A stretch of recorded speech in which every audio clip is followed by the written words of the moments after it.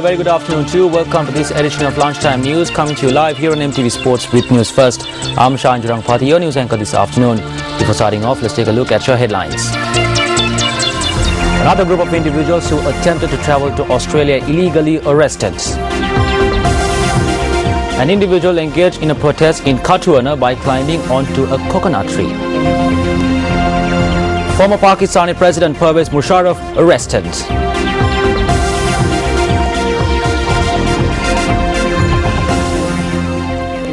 Now for those stories in detail. 44 individuals who attempted to travel to Australia illegally were arrested in the Kaluwa Modara area this morning. According to the police, 5 women and 4 children between the ages of 6 to 10 are among those arrested. The arrested individuals have been identified as residents of Jaffna, Vaunia and Kilinochchi areas. The police added that 4 former LTTE cadres were among those arrested as well. The Criminal Investigations Division and the Terrorist Investigations Division are carrying out further investigations in this regard.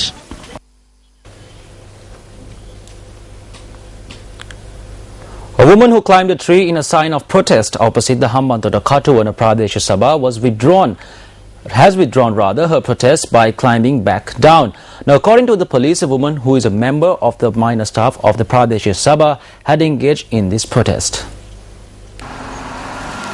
Our correspondent said that the woman had engaged in this demonstration in this manner from 5:30 to 9:45 this morning. The woman is a 34-year-old mother of 3. When news first contacted the chairman of the Kathuwana Pradesh Sabha, Aryadasa Veerasinghe, he said that the woman did not have the required educational qualifications to be made a permanent employee.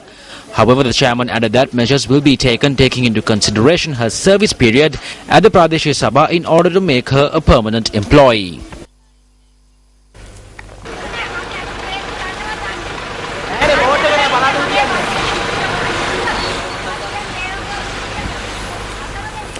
Meanwhile, the Frontline Socialist Party convened a media briefing in Colombo yesterday.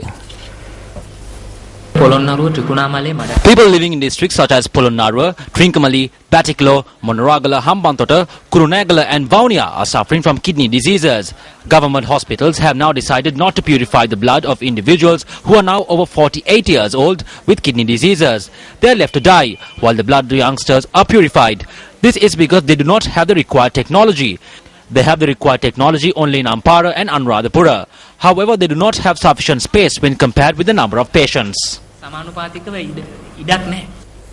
On to other local news. The Ministry of Health has issued a special circular to all health officials, calling on them to create public awareness on kidney diseases. Secretary to the Ministry of Health, Dr. Nihal Jayatilaka, said that all provincial and district health service directors have been notified through the circular. Meanwhile, the importation of 4 types of pesticides have been stopped in accordance with the report released by the World Health Organization on kidney disease. The special circular aims to create awareness on the hazards of using these 4 types of pesticides and what precautions when using such pesticides.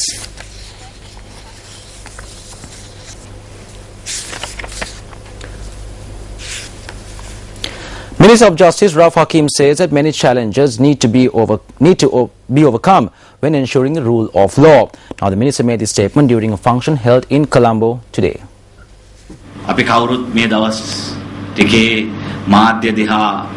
We hear a lot about the concept of rule of law through the media. However, we have to face a number of challenges when implementing this. A country can be stable only if the rule of law is ensured. This is a challenge the government faces. If the rule of law is not properly implemented, it affects the internal stability of the country.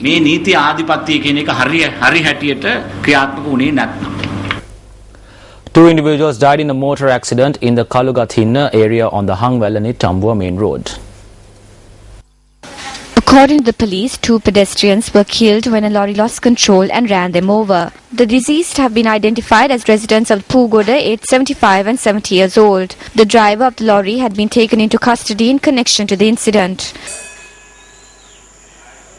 Meanwhile, individuals died after being knocked down by the intercity train plying from Vaunia to Colombo. The incident took place in close proximity to Anuradhapura railway station. According to our correspondent in the area, the deceased have been identified as an elderly person. Still local news, Commissioner General of Prisons Chandraratna Pallegama says that immediate steps will be taken to reduce the congestion in prisons. He made the statement after engaging in an inspection tour of the Anuradhapura prison. The Commissioner General of Prisons, who inspected the Anuradhapura prison complex, also spoke with its inmates. Chandraratna Pallegama also inspected the prison's kitchen and the manner in which food was being prepared. He also spoke with LTT detainees who are housed in separate prison cells.